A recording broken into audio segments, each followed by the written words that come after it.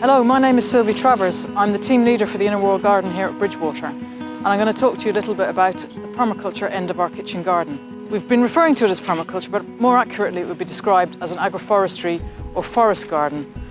It's about 1/3 of the area of this kitchen garden and a pretty new installation for the RHS as a whole.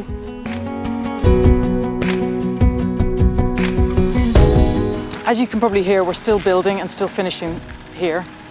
So a forest garden really uses the principles of a natural woodland and the layers of the way the trees and the plants interact with each other. So it's 7 layers really, and it goes from larger trees to smaller trees, shrubs, down to herbaceous perennials, down to climbers and ground cover, and then to the soil underneath and the rhizosphere and the root interactions. So it's a very holistic way of looking at it, and nothing exists in isolation. They all depend on each other to succeed, and nothing really competes with each other in an ideal system.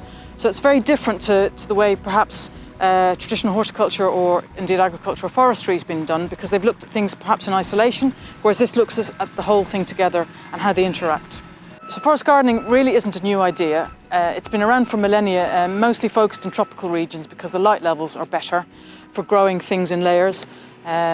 So it's not something that we've kind of invented recently. It's more just it's become more familiar to us in the West, but it's been something that's been going on for a very long time.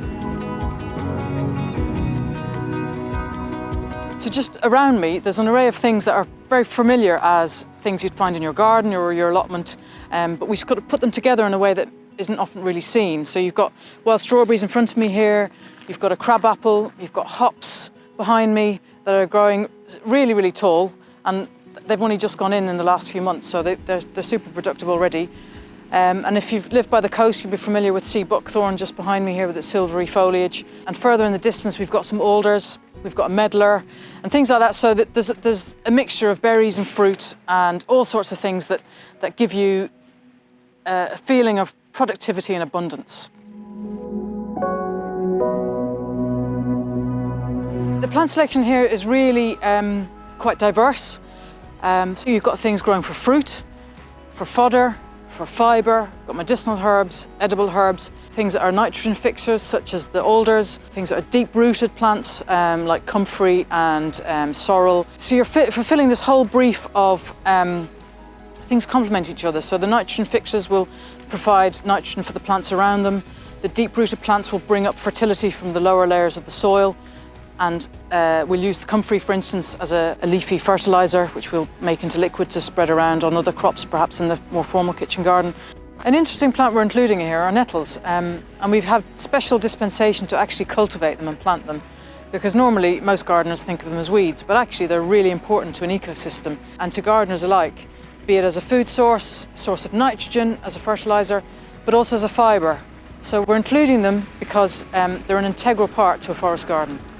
So the reasons why this system is so useful and important, particularly now, given all the issues we have about climate crisis, soil erosion and loss in fertility. So it does all those things. It improves soil fertility.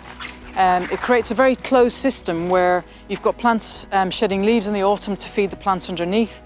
As I said, you've got the nitrogen fixers, and you've got those deep-rooted plants that will bring up nutrition to the plants around them. The roots will hold water and hold the soil together and provide a structure. So if you get heavy downpours of rain, the soil won't wash away. It also means that we're not really doing anything to the soil or tilling it. We're not turning it. We're not really cutting back things.